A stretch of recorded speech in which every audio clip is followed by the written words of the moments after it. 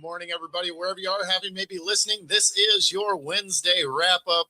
Grab some coffee. We got some funny stuff, right? I mean, there's just goofy things kind of everywhere, whether it's coaching hirings, the fact that Michael Irvin exists on this planet. I mean, My guy. there's just some goofy storylines this entire week. Yeah. I'm pretty sure that Michael Irving and other stuff fueled Miami to the championship game because they're like, we got to have this guy on TV. But man, the stories. I texted you the other day and said the stories write themselves.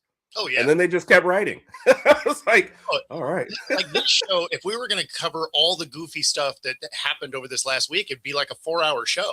Yeah. Which, by the way, the fans would love because they love us. It'd be a good show. It'd be a good show. For sure. But first, let's acknowledge the people in the chat here. Zach, thanks for popping in. What's up? Gwen, appreciate you showing up. Always. My mom in the house. What's up, Mom? I thought Nick would be on the road this morning. I wasn't sure. I know you said it down to the Senior Bowl. And oh, cool. Yeah, I'm sad I'm not going to be there this year. Yeah. It just couldn't make it work, but there's going to be some really cool stuff at the Senior Bowl. So Ryan Leaf is going to be a guest speaker there. So that would actually be kind of a cool thing to see which direction he goes. And then there's also going to be a meet and greet that's in like a speakeasy at the bottom of one of the hotels or something. And that sounds like that would have been fun. So, for sure. I got a bunch of friends that are going to be down there, but sadly, I'm going to sit here in the rain in the Pacific Northwest. I mean, I'm still covering hockey and stuff, so it's not like I'm just not doing nothing. Right. So I guess on that front, real quick, shout out to the Kraken after a couple of games ago where they got absolutely destroyed by Anaheim. The score didn't show it, but if you were in the game at the game, it was rough. The Ducks beat them up pretty good all game. Coach Lane actually came in the press conference and said the first 2 periods was the worst 40 minutes of hockey this entire season. So, since that time, though, they played the Devils and the Capitals last night, and they looked like a very different team. So I'm guessing whatever conversation Coach had with his team worked because there was a very different energy over the last 2 games. And both of those teams are decent teams, right? So they came out actually shooting the puck and, skating hard and mixing it up a little bit. So maybe the Anaheim game was good for them, but man, was it a tough one to watch. Right. Are you saying you don't think it was a pleasant conversation? Do you think maybe harsh language was used? If you've seen Coach Lane's demeanor, I'm guessing it was probably not a conversation to be in. A lot of stuff you can't say on air. With the entirety of the conversation. Certainly not on any program that's FCC regulated. Whoever's holding the button now just holds it down the whole time. Yeah, we're just. Yeah, it started out with, "Hey guys, beep." Pretty much. Yeah, and Nick, this is. Yeah, there we go. Stick around as many hours. I like it. Yeah, thank you, man. Appreciate it. Yeah, this one was obviously we weren't even going to talk about this one, but this one is also bizarre. I don't know how you don't have a guy that's won as many rings as he does, have the success that he's had, not be a first ballot. That is 100% because there's some people in that room that didn't appreciate the way he treated the media. For sure. Right? Because this is obviously, it's a voting situation, but it's not voting on just obvious facts, right? Like Belichick has the second most wins ever, second or third most wins. Second, I think is what he's up to. Yeah. Right. And then has the most rings and most sustained success. Only coach 2 dynasties with the same team. Like, I mean, I don't know how much more you wanted him to do. Yes. This is a guy. First off, Nick's a Dolphins fan, so I know it pains him to even type that out. But Sure. this is a guy that if you took away half his Super Bowl wins, he's still making the Hall of Fame easily, right? So that doesn't even make sense. But it reminds me, not on the same level, but one year Shaq won MVP and was unanimous all except for one vote. And the one voter came out and said, I just didn't want it to be unanimous. It's like we always say that this is a fact and like blah, blah, blah. But people cannot let their emotions out of the room or whatever. Oh, And yeah, look, I get it. Belichick was not great to the media. I'm sorry, but he won.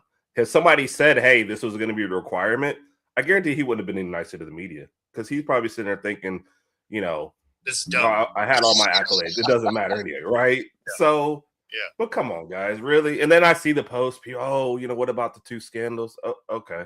One of them I hardly even cared about. Deflategate had to be one of the dumbest things, like just maybe ever to me anyway. So, and this is, I'm not a Patriots fan. I've never liked the Patriots, but this was an easy vote. He's in a Hall of Fame. Like, come on, guys. Yeah. You're devaluing the Hall of Fame by keeping him out. I mean, it reminds me of the Terrell Owens situation. Yeah. Right? They kept him out because they thought he was a jerk. Because if you look at his stats, that's a first ballot Hall of Famer every time. Right. So now he gets in the second time. Bill Belichick will do the same. They just didn't want him in as a first ballot Hall of Famer. Stupid. Yeah. So ego driven. Like I have to prove that I'm the big. No, like they did a great job at what they're supposed to do.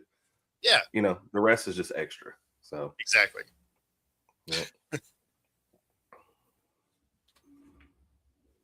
Yeah. See, again, it just. I mean, okay, yeah, I guess the Colts guy, sure, because that was the Deflategate situation. Again, it doesn't make any sense. No, at all. What's happening? What up, J-Bait? Good to see you, man. So, I guess since we started with the NFL, let's just go ahead and keep rolling with that.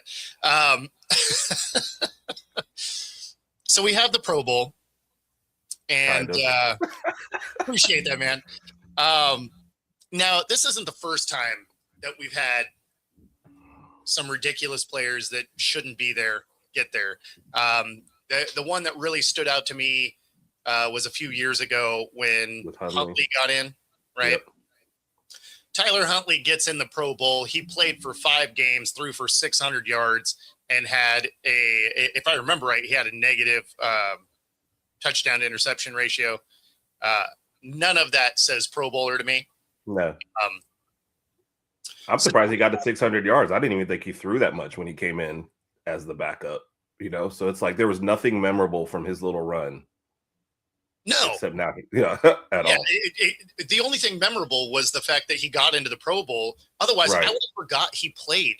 Yes, exactly. But when they're like, oh, he's a Pro Bowler, I'm like, what? So that needs an asterisk. just for fun, even though people are gonna be like, you're a hater, and sure, okay. I hate what happened to the Pro Bowl, if that's what you're talking about. Yes. So just for fun number comparison. Now, it's reported that Trevor Lawrence did decline the offer to go, similar with Josh Allen. And I mean, literally everybody else in the AFC for this to even happen. But here's some fun numbers, just to let you know that I'm not hating. It's just, this is ridiculous. So if we compare him to Trevor Lawrence here, how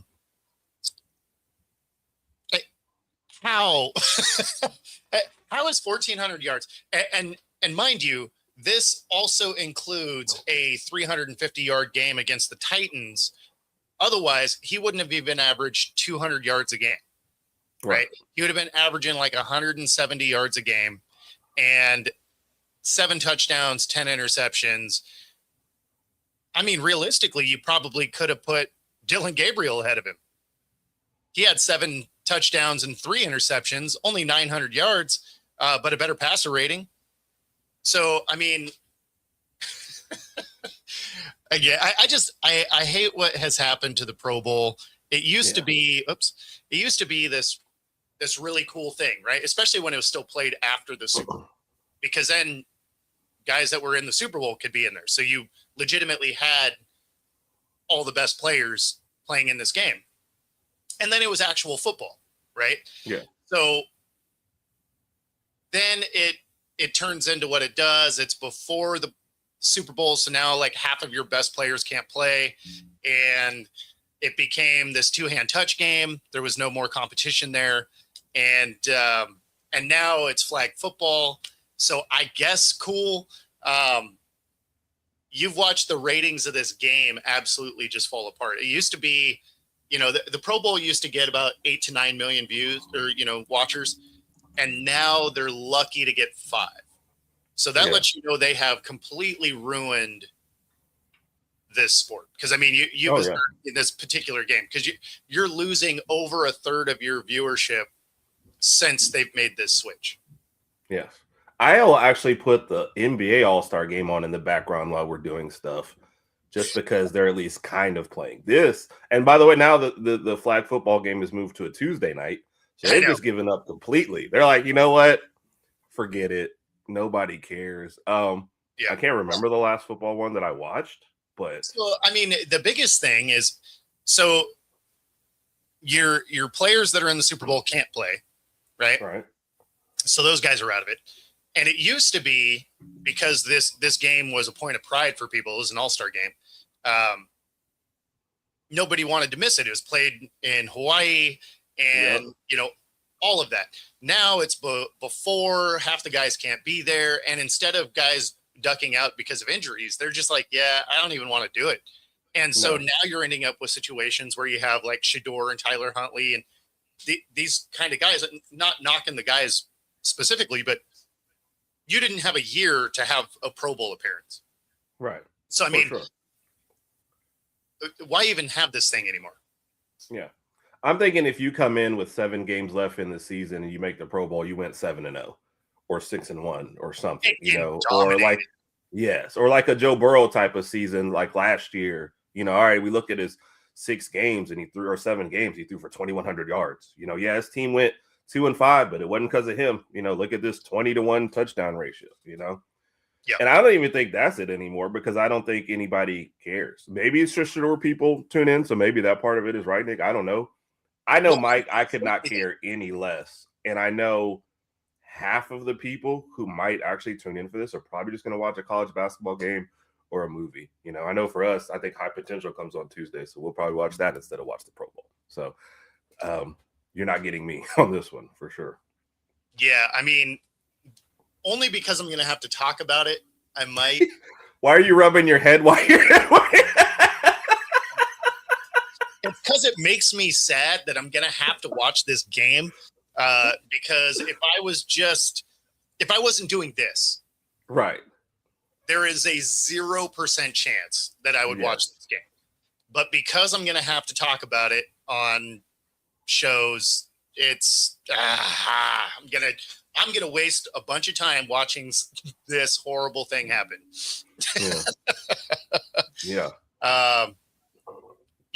Honestly, I would rather watch just about anything else, J-Beck.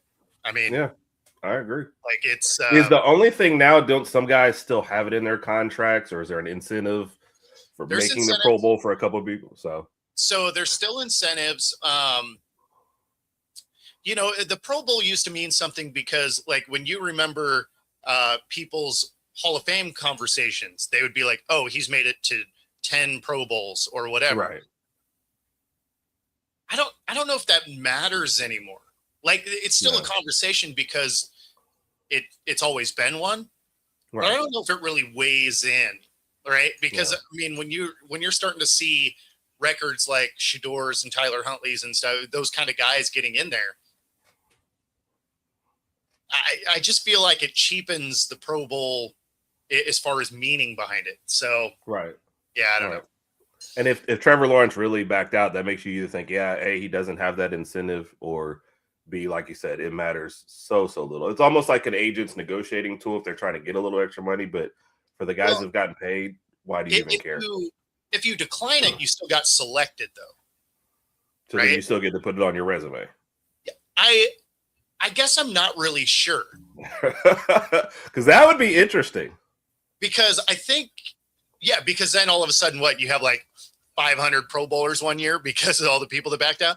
Yeah, I guess I'm not really sure if you back out if it still counts because Actually, to your earlier point, though, well, no, I guess if you made the Super Bowl and you got selected, that counts as a Pro Pro Bowl Bowl year, selection, right? right? Yeah. Yeah. So I think if you get selected, it counts. Now, if you were an alternate and you declined, I don't know, right? Right. But if you were a starter and you just couldn't or something, I think you still get that designation. I don't know, man.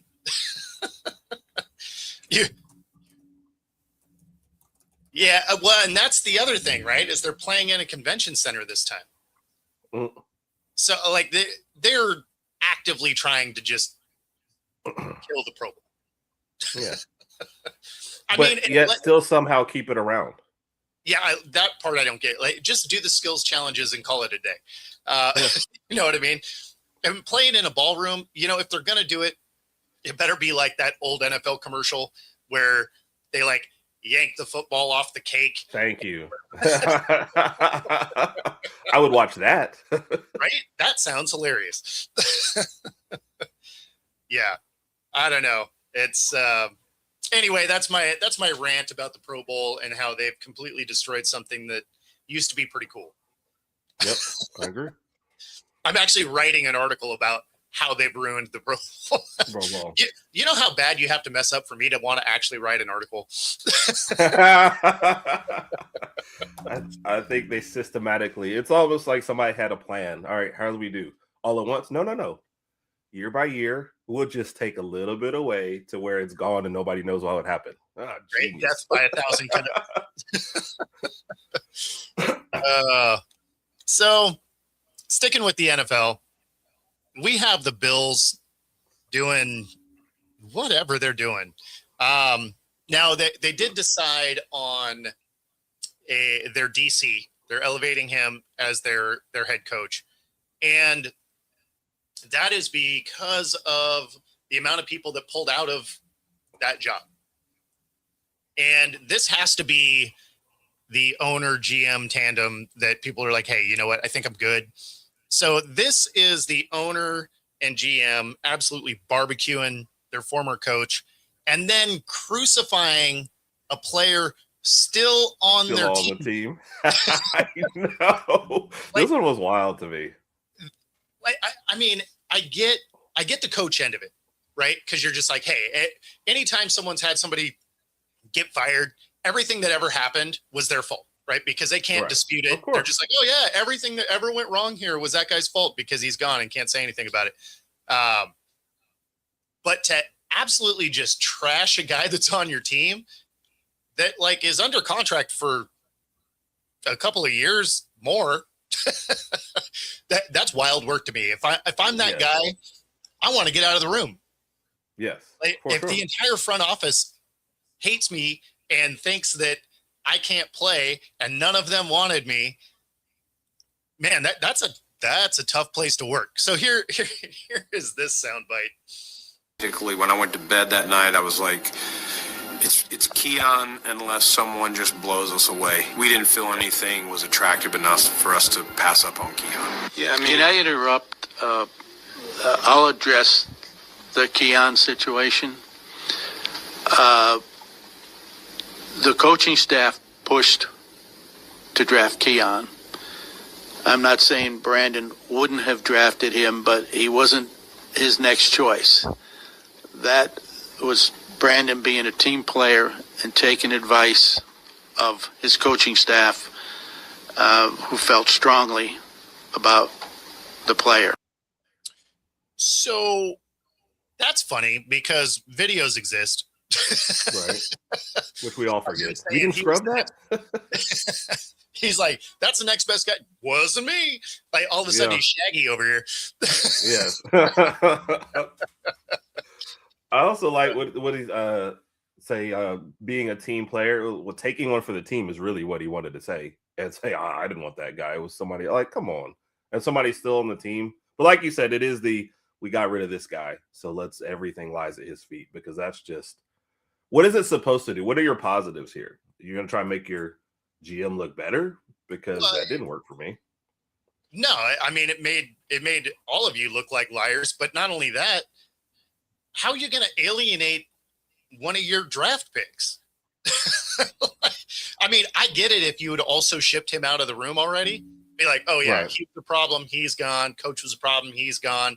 Like, I get it, right? If you're just like burying everyone that was there, cool. You're burying guys that are still there. Yes. I don't know how that is. I don't know how that's going to bring any unity or continuity to a team. I mean, if you got a player that in the back of his mind is like, oh, they're going to ship me out of here the first chance they get. I mean, I guess you're just playing for yourself. That doesn't sound like a good team building event. Not at all. Not at all. Uh, So I don't. I like you said. I see. I guess where in the end you were going to move on, but yeah, exactly. Like this whole let me make myself look better at the expense of other people. I mean, what happened to just trying to get out here and win instead of doing the rest of this? And none of it makes any sense. And it shouldn't give you any more faith in the Bills organization. Like, oh, that's great. So we got a guy on the roster who nobody wanted. The GM got promoted because it's not his fault that this guy got drafted. So okay, yeah, good job, guys. I like that it's not the GM's fault that they made GM decisions to bring a guy in. Like, I don't know. Should have hired Philip Rivers. It's. I don't know if Philip Rivers pulling out is telling, right? Yeah. He left. I'll let you know that this little soundbite has it has more to do with a continuing situation, because you had multiple legitimate head coaching opportunities for people that decided to take coordinator jobs instead. Yeah, that seems very telling. If you have head coaches that want a head coach again, and they're like, hey, you know what? I'm going to go be a coordinator instead of this job. That does not inspire confidence. If you are a Bills fan, you got to be worried about that. Right. And I told you, I just listening to some Bills podcasts over the week, guys who are really, really in tune. They're shocked that the GM, the beam wasn't gone also. And they're thinking, you look at this roster, this was not a championship roster. You mentioned on offense, it was Josh Allen or bust. I know Cook did well, but your best wide receivers seem to be tight ends at times. And that's just not a key to winning. And then defensively, they were because I don't know all the personnel. So I'm listening to these guys, but it's like way more misses than hits on the defensive side. And then you look at the guy and basically the GM gets promoted, which you're basically the owner saying, you did an excellent job. The coach screwed it all up. Okay. He just didn't know what to do with these guys. And then, like I said, the first time a miss gets brought up, and like Nick said, not even maybe brought up, just talking in general, and then make a point to say, oh, no, that wasn't his fault because he's great at what he does. You can't just sidestep it, because what that tells me as a coach is, if I get in here in 3 years, they fire me, it'll be my fault again. And the GM or the guy, now he's got promoted, is untouchable. Like, who wants that kind of thing? I don't probably have any say in the room because this is the owner's right-hand man. He loves him, right? Yep. But any mistakes will come back on me. Who wants to enter that situation? Well, it appears nobody. Yeah. Yeah. It just wild the way that is coming together. And then, of course, obviously it spurs a little bit different conversation, right? Because then people were mad that Philip Rivers was even getting a conversation. And so Stephen A jumps on and is like, Ryan Clark should have got one with the Steelers. It's like, okay. So I don't think I don't know why everybody has to try and force feed this as a race situation. Philip Rivers has been coaching. Right. It's not like it's like, hey, let's just grab a guy off TV. He legitimately coaches football and has since he left football. Right. Now, he's not doing it at the highest level. Sure. Right. He's coaching high school football, although he's turned that program around since he got there. Right. I mean, I don't know. Sometimes it's just such a ridiculous. Yeah. I mean, it's Stephen A. So there's that. Yeah. I didn't click on it because I didn't care. But I did wonder where the Ryan Clark, like, is he trying to get into coaching? Was this a thing, or is it just let me just throw out a black guy that's next to me and say why shouldn't he be elevated into position? So that's what you think Pittsburgh needs right now is just to hire a guy, Like I didn't even understand where it was, but because it was Stephen A, I was like, I'm not clicking that. Not listening to it. I'm not giving him my time. Yeah, I wasn't. I didn't search it out. Yes. Right? After 3 different people sent me the link, I was like, I guess I'll watch this. Like, I can't do Stephen A most of the time because no. Stephen A's a jerk. Yeah, I mean, for me, it's just being louder than everybody doesn't make you right. That's yes. So Yeah. like, I just have a hard time listening to it because it's like, okay, like you just get louder to try and drown out an opposing. Like that doesn't say anything to me. That means you just don't have enough information to like actually debate. Basically, yeah. So we have a station, not a podcast here in Mama that's actually trying to do that now, and they're elevating somebody like, hey, do you want to come on and debate such and such? And people know I don't like him, and so they asked me like, do you want to go on and debate him? I said no, because I've seen his debate style. Start yelling, get real emotional, and say this, and I'm like, it's not a debate to me. Who's louder should not win. Whoever can outtalk, that's a filibuster. Whoever can outtalk the other person is not winning, and that's what I look at when I see Stephen A. Plus, these guys seem to make it personal. That's the stupidest thing I ever heard. What? Oh, okay. So right. I'm good on all that. No, I mean, I can't. I can't watch any of those. No. So I don't know. But after I got it sent to me a few times, I'm like, fine, I'll watch it. And even when you look at Ryan Clark's face in that, it looked like he didn't think he should be coaching. Right. I mean, right. Yeah. I don't know. Those things are ridiculous. So yeah, that was one thing that was funny about Philip Rivers getting the phone call and, Stephen A just randomly throwing Ryan Clark's name at the Steelers job. The Steelers job's not attractive anyway. So I don't think he would necessarily want that job, but right. Yeah. And we are going to get to the Michael Irvin segment, but we're going to wait for our radio audience to, because that one may not necessarily be the smooth jazz kind of you might get a phone call. hey, right? So,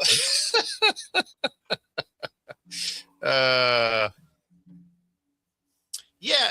And I mean, Nick, so this is where if Ryan Clark was getting a phone call as a defensive back coach or something like that, makes all the sense in the world to me.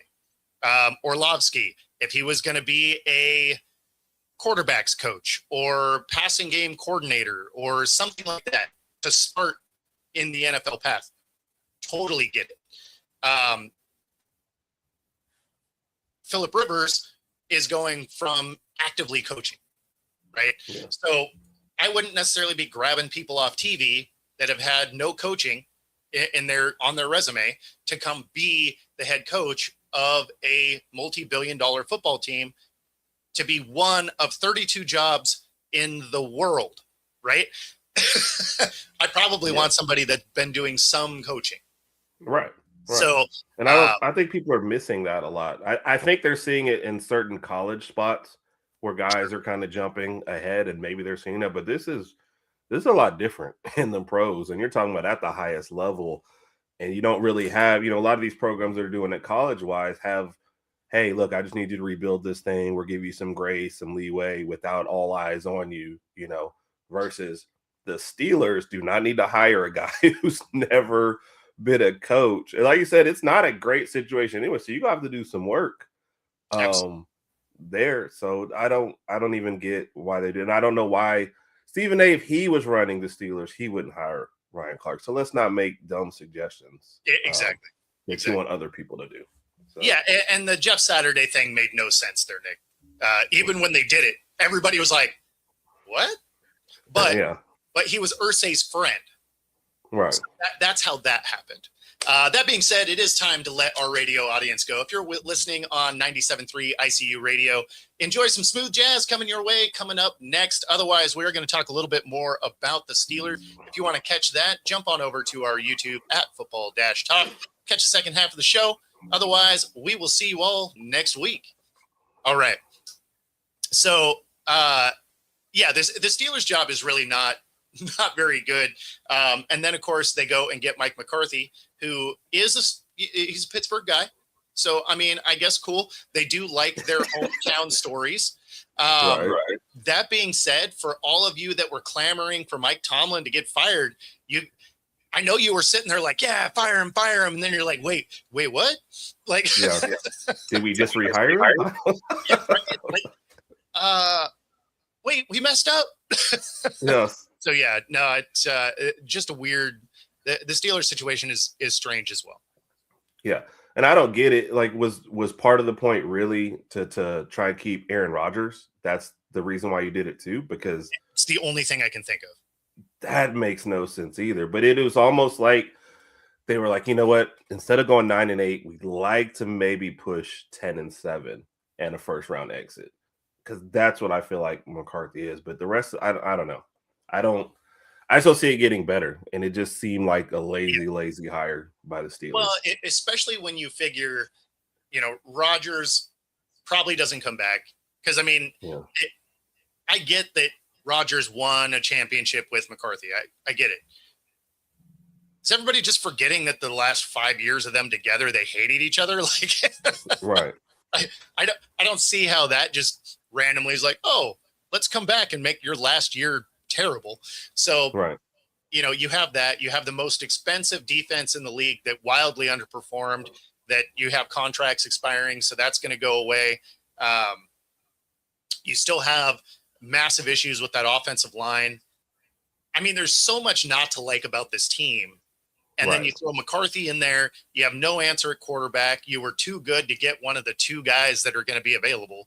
Yeah, it just – that situation for this next year is probably not great. You're probably going to see your first losing season there. And, I don't know. Yeah. No, I agree with you. No, I don't think so. I don't think he is the push them over the top kind of person. And given like his last little run, I just don't. And the fact that you're like, I don't hate the hire, that's not a positive. Like, that's not what you'd put on the commercial. Hey, Mike McCarthy, I don't hate it. Like that. See what I mean? Like, it is not inspiring. And for a team like Pittsburgh, you expect better. I can see them interviewing fans. They're like, what do you think of the McCarthy, hire? And they're like, It's like, exactly. Well, that's inspiring. Yeah.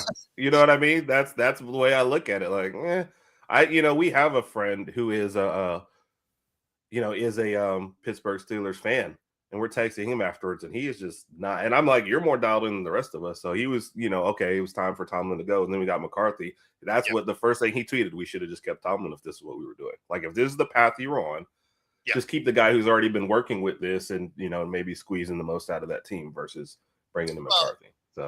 And you probably had the better chance of Rodgers coming back if that was the plan, right? Right. Since he went there to be with Tomlin anyway.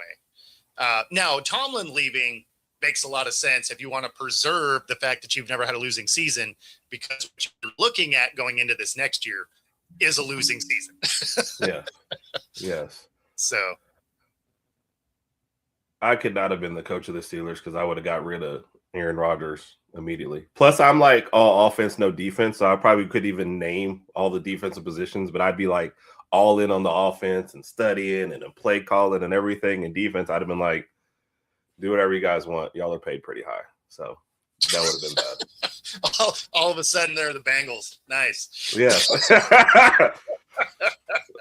I mean, look, you just got to be honest here. So if I ever got hired and I had to start coaching, I would be a offensive coordinator for sure. And Rodgers might. Honestly, if there's a team in the league that could actually use him, it's the Vikings, because their roster is set up to win.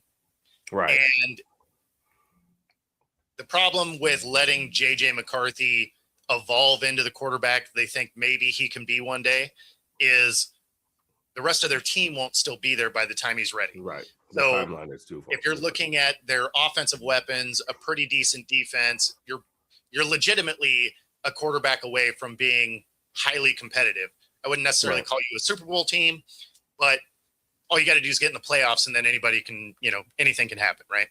So if you were to have, and I know you don't like Rodgers, but if there was any team in the league that could benefit from Rodgers' skill set, it would be the Vikings for this next year. Right. He'd finish his Brett Favre arc of following everywhere he went. And, maybe he could get it done with the Vikings, but it's the only team I can think of that legitimately are a quarterback away from being in the conversation. Right.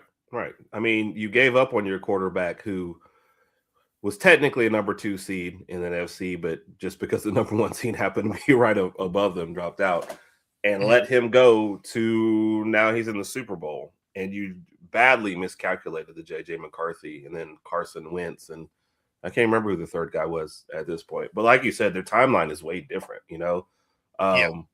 Justin Jefferson's is not going to want to sit around and wait for him to develop. He's like, look, man, these are my years right now. Yes, like you said, let's go. So when you paired him with Addison, and you kind of need to start winning sooner rather than later before that's, some of these guys start to get too expensive to keep together. So I wholeheartedly agree. Yeah. That's what I'm saying is they absolutely they're set up to win right now if you can get the quarterback situation figured out. And Donna, I don't think that you're talking about MVP Rodgers, no question. Mm-hmm. But you're certainly talking about somebody that's elevating past what J.J. McCarthy's been able to do. I mean, Darnold went 14 wins with that team. So you get a guy that, again, is just in the upper quarter, right? Like you don't have to have Mahomes, Josh Allen in there, right? Like you can have a lesser than Aaron Rodgers or, a good game manager, right? Essentially that's what you have out of Darnold, right? Like he's not going to go be Superman and win you a bunch of games. But if you have somebody that is protecting the ball and can competently run the offense, if you're a top third, top quarter talent, you could take the Vikings a long way. Yeah. We've just seen that J.J. McCarthy is not even remotely close to that yet. Right. He'd have one or two good quarters and then take the rest of the, game off. But look no further than Rodgers still managed to get to the, to the playoffs with a mediocre offense. The weapons get severely upgraded in Minnesota. And given how much the Pittsburgh defense was getting paid, you're not having that big a drop off to go to the Vikings defense. It might even be better at this point. So yes, I agree. He could make a difference just because he'd have different people to throw to. His what was it, DK Metcalf, and then Metcalf drops a pass. He's like, I'm not throwing to that guy ever again. And then where's your second and your third guy? I think the backup running back was like their second best pass catcher for much of the games. So yeah, I think he can make a difference there for sure, just because of the weapons. Oh, for sure. And Donna, their offensive line is good enough with the Vikings because Rodgers does actually have a quick release.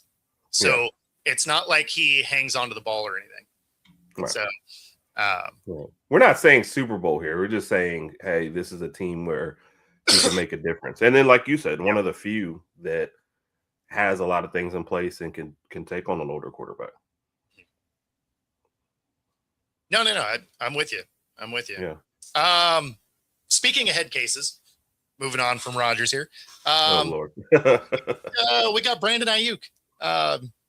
And so this is where that relationship is so fractured that now the GM John Lynch is like, we're good.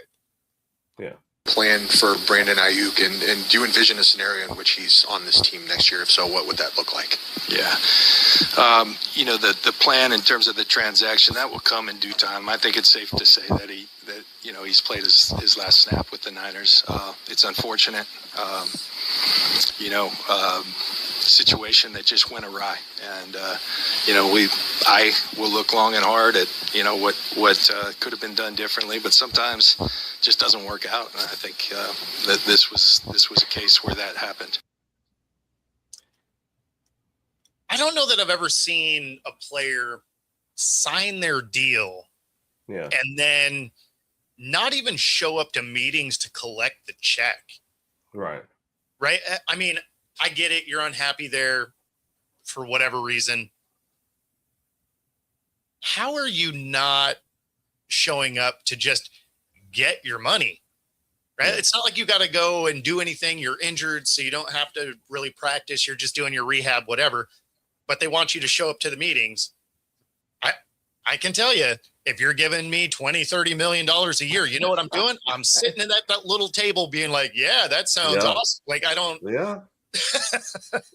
There's a lot of us that do it for a lot less. I mean, if you just had a meeting and you fed me lunch, I might just show up for the meeting. That's so I don't, like you say, wait, no running, no jumping, no, just free meal. Yeah. And like a $25, Walmart gift card. Like, all right, guess I'm there. You know what I mean? Like, none of this makes sense, but now you're like 20 to 30 million. Yeah. I mean, and like you said, to wherever it fractured, are you just upset that it drug out over the all season? That don't sign the bigger deal, Well, plenty of guys force their ways other places. Yeah. Your wide receiver one, just play, Yeah. Yeah, exactly. You bring food, like I'm probably showing up. Like, yeah. You know what I mean? Oh wait, I can take something to go. Oh, great. This is amazing. Get me that styrofoam container. Let's yes. I don't understand. Let me just go ahead and say absolutely not. Neither one of those teams would want the headache of Ayuk. He would not be a good culture fit here in Seattle for sure. And there's just too much talent on that Vikings team to want that kind of headache in the room. Right. Like to come in as your wide receiver 3, but want wide receiver 1 money. And he's clearly not wide receiver 1 in Seattle. So no, absolutely. So yeah, if you saw him on another team, it's going to be the Browns. It's going to be some dysfunctional team. The Steelers. It could be the Steelers. It could. I mean, honestly, why not? They do kind of dial into the head case action. Cue up DK and Pickens and AB and Juju. And I mean, don't even really need to go much further, but there's a pattern. Yes. Cowboys for sure could be an option there. He's got to get rid of Pickens though. So I think what they do is they have a cage match between Pickens and Ayuk, and the winner gets to sign with the Cowboys. Boom. Well, especially, I mean, I think it'd be funny if they did it though, if they brought it in for the Cowboys, because then all of a sudden that receiver room would be as toxic as it could possibly be. Yes. And I thought he was going to force his way to the Commanders, Nick, and then it was just like he wanted the money from San Francisco instead of pushing for that. So I don't know. Yeah, exactly. The list goes on and on. 7 games. That honestly, that does sound about right. 7-8 games is probably what the Steelers ends up with. So, okay. And by the way, the Steelers do have to play a first place schedule next year, right? So that since they won their division. Yeah. No, I mean it's gonna be a tough year if you're a Steelers fan.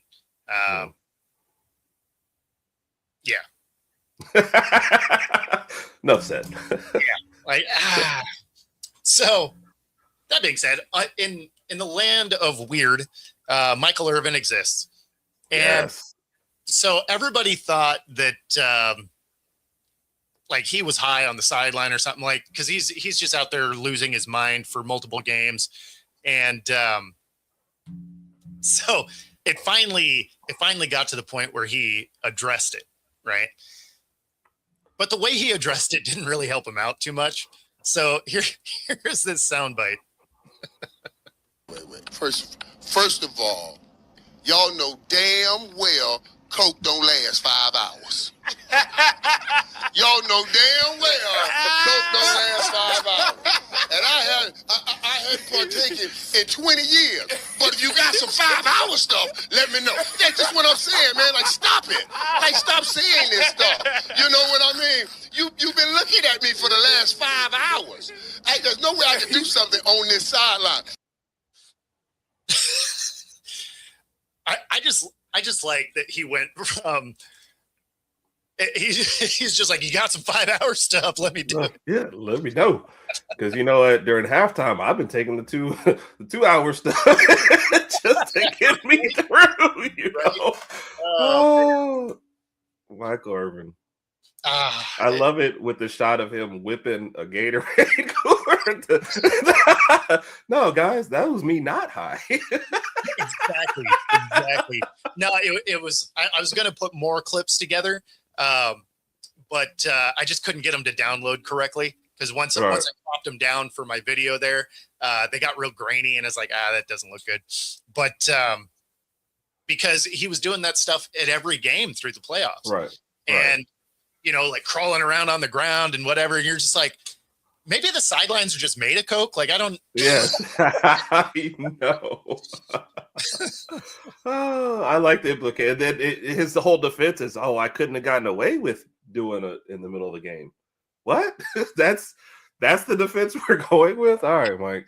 Yeah, not that I wouldn't. Just that, I mean, there's cameras. People would see it.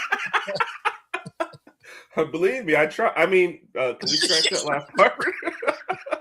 Not what I meant. Not what I meant at all. Yeah. No, it just so he's such a weird dude.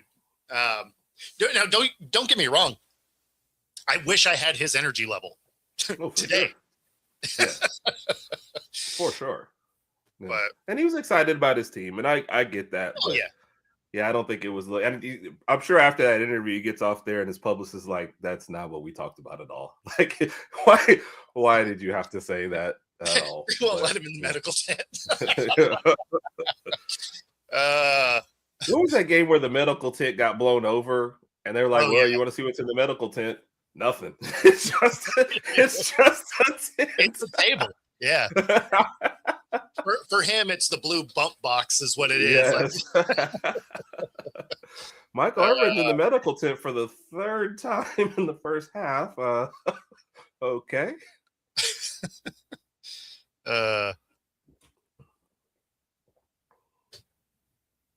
Yeah, no, exactly. Just a table.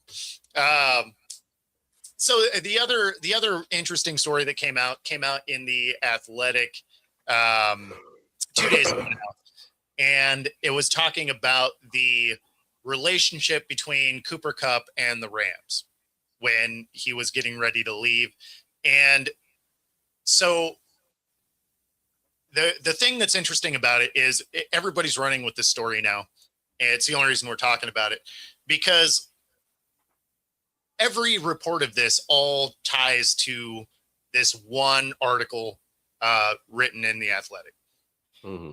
And so they're talking about how the Rams reportedly were trying to tank the market for Kupp, trying to urge him to retire instead of moving to another team, and potentially even sabotaging conversations with people that were reaching out about him, right? But then when you look at the article, there's all these qualifiers of felt like, believed, right? So you have all these qualifying words in there of basically there's no real meat to this. Right. But now everybody's latching onto this story, which again is the only reason we're talking about it. But I hate stories that are like this, that there's nothing. They're like, oh yeah, this was the feeling when I interviewed Kupp and whatever. But even that, it's hearsay at best. Right. So what sparks an article like that, I guess, in the first place? And I definitely missed that part of it, but some of it sounds weird on the I mean, Rams, you could have just kept him, you know. So like tanking. So what is this, one of those, or is the article alleging if I can't have you, nobody can. Like one of those sort of situations. It sounded like they wanted to move on from him, but they didn't Right. want anyone else to take him. So they're like, hey, you know Yeah. what? We're going to let you go, but you should retire. Like, Right. Right. Because we don't want to look bad if you go somewhere else and you do well, which is, exactly. the ego of a lot of these front offices. But Yeah. now I'm going to have to do a dive into it. But I agree with you. I want to hear, like, if you're writing something that's that explosive behind the scenes kind of stuff, like I need some, yes, this is what happened and this is what was said versus, it was the general feeling. I mean, I can write that article. Yeah, you know what? Bo was on the show this morning. I had the general feeling that Bo saw Michael Irvin do coke on the sideline. That's what I'm like. That's why I never love stories that are like this, right? Right. If it's an article, but because it has all these qualifiers, you don't have any conversations with potential other GMs. Like, it would be one thing if there was at least the little blurb in there that was, talking to a GM in the league that wanted to remain anonymous, whatever, right? Like, if you have that line in there and they're like, this is what was said to them by the Rams, you could at least kind of get with that. But when it's just like, oh, the general feeling and believed, and you're just like, okay, so you basically don't have anything. But because this is a little bit slower time of year as we wait for the Super Bowl, because the Pro Bowl doesn't matter, For sure. we're just putting stuff out there because it'll work.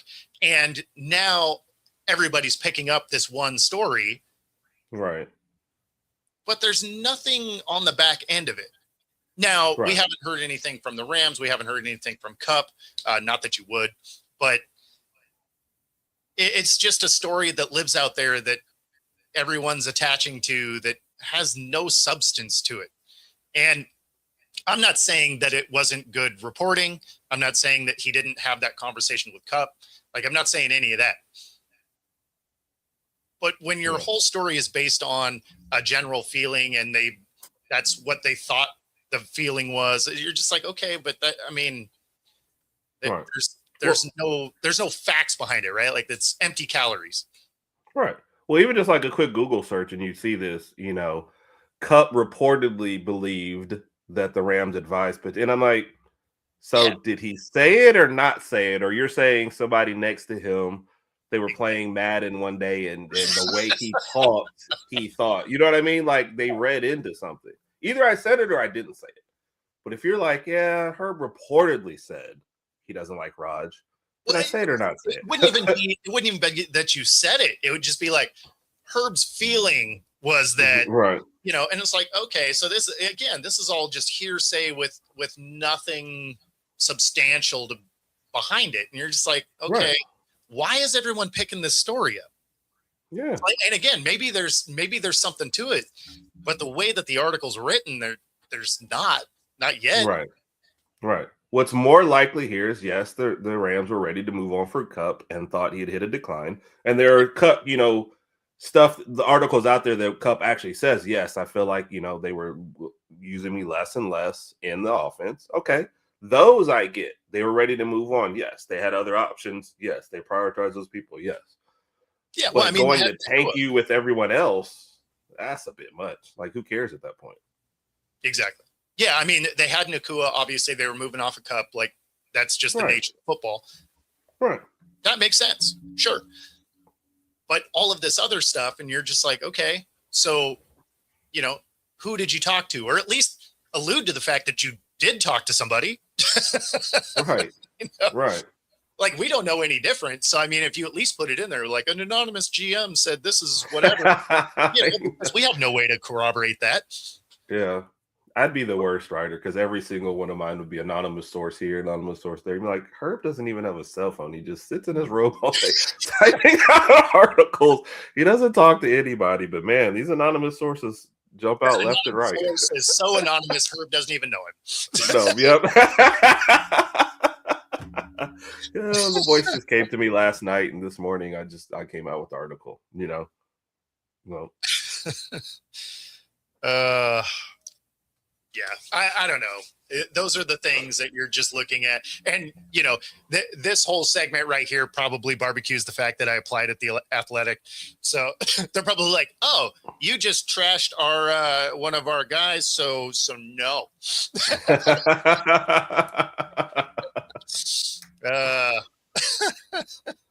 Appreciate that, Donna. Have a good one. Take it easy. Good stuff. That being said, that does get us to the top of the show. We appreciate you watching along with us. Be sure to like and subscribe. Helps us bring our content to you. Otherwise, we will see you all next week. Or if you're on my channel, stay tuned in a couple of minutes here, and we are going to be doing Coast to Coast. Other than that, take it easy, everybody.